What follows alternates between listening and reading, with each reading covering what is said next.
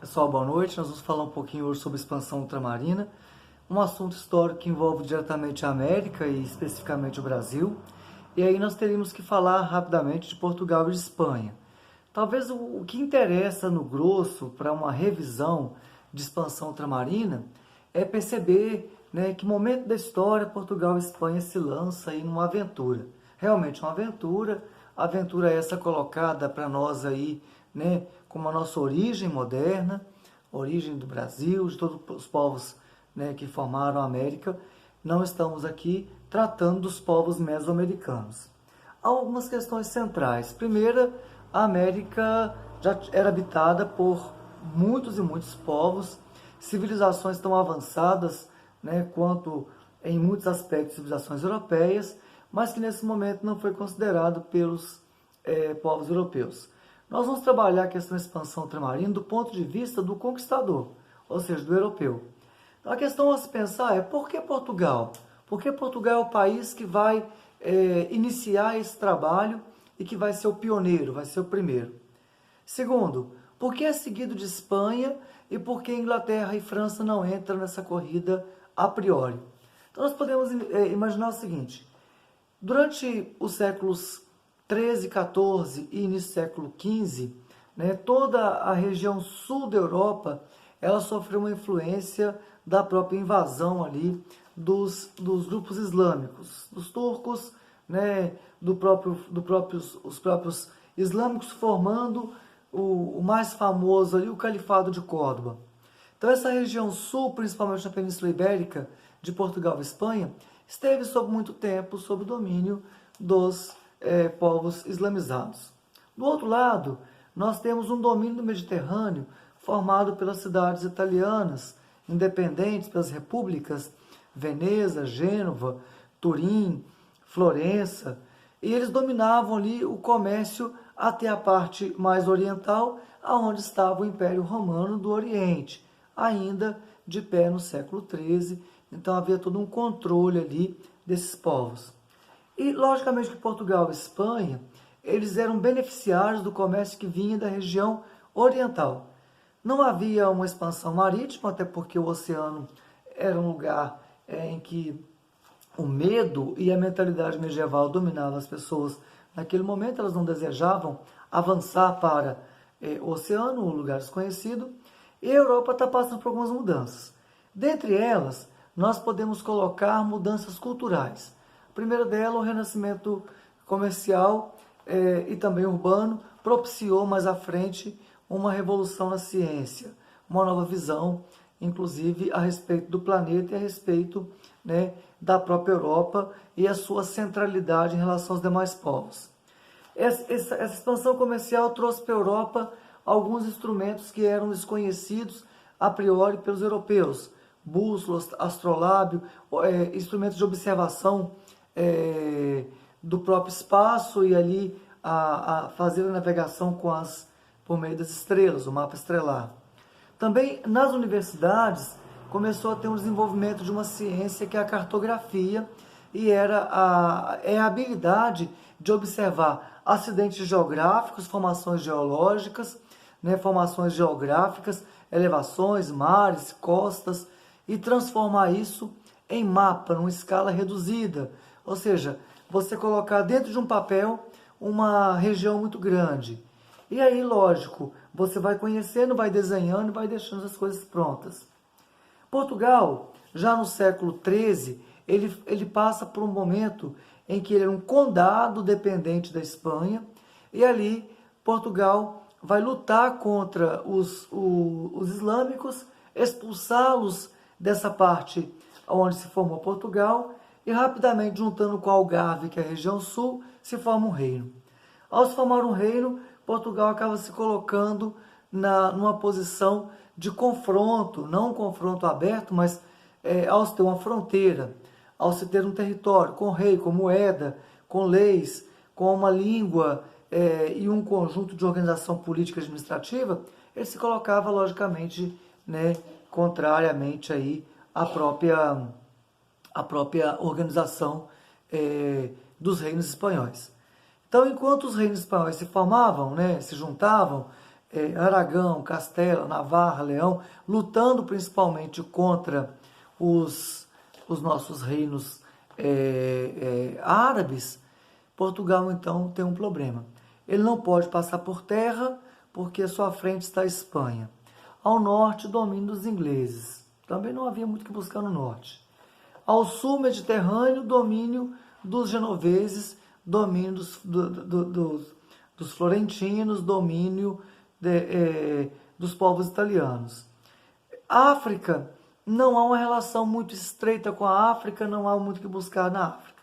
Agora, é necessário buscar essas Índias. As Índias é o local ligado principalmente à Ásia, em que se sabia que se podia fazer troca. Mas como chegar às Índias? Então começa uma série de navegações ao longo, né, da costa africana, contornando essa costa africana, e ela vai sendo feita devagar.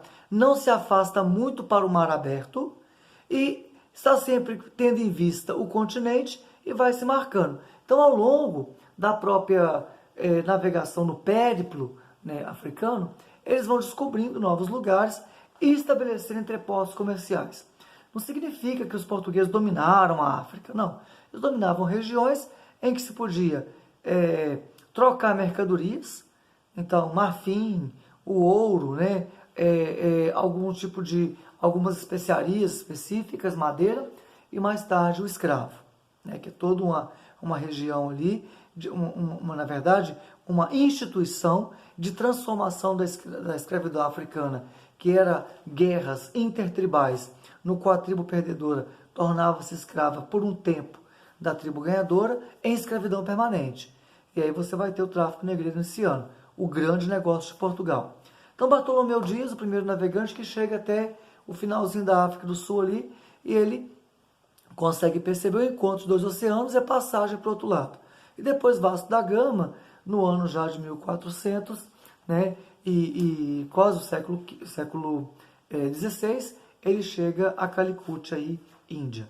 Agora, ele não vai fazer uma colonização de tomar o território. Não. Eles vão fazer comércio. Eles vão estabelecer uma nova rota, além da rota por terra, a rota oriental, uma rota via mar. E, lógico, era uma viagem perigosa, mas ela valia a pena. Porque quando chegava com essas mercadorias na Europa, se vendia muito. Desde as especiarias que nós conhecemos da parte dos temperos, até mesmo a seda, até mesmo a porcelana, as pérolas e por aí vai.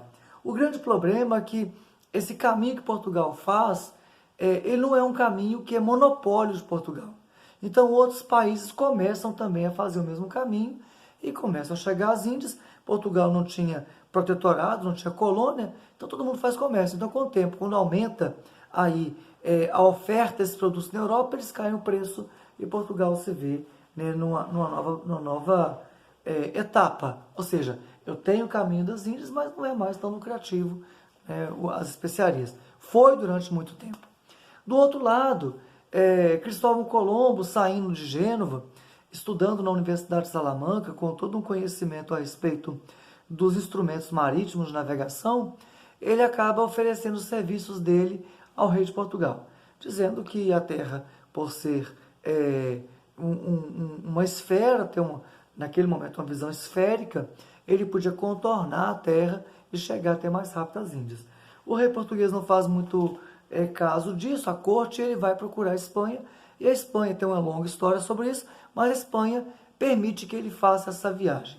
Nós sabemos que ao longo dessa viagem em linha reta, há à sua frente um continente que é a América. Então, em 1492, Colombo chega à América. Mas Colombo é um homem representativo. Ele é um homem que acreditava na modernidade dos instrumentos, da ciência, mas é um homem com a mentalidade medieval do medo, do temor, do desconhecido.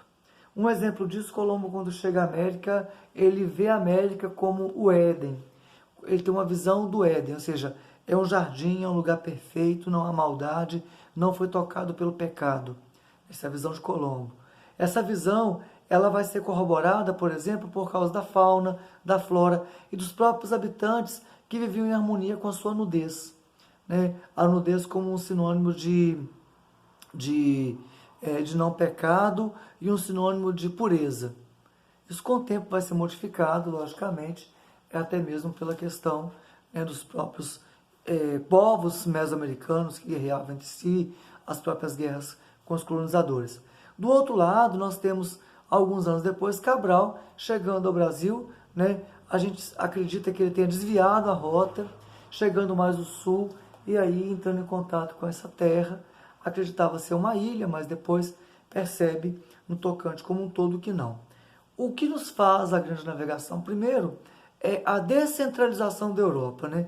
A Europa consegue perceber que não era um único continente. Segundo, que é a luta de uma mentalidade nova, moderna e de uma necessidade comercial que ela vai ter que vencer a mentalidade medieval dos oceanos, do mar tenebroso, do oceano que termina em uma grande cachoeira, dos grandes monstros marinhos, daquela visão muito mítica a respeito do próprio desconhecido.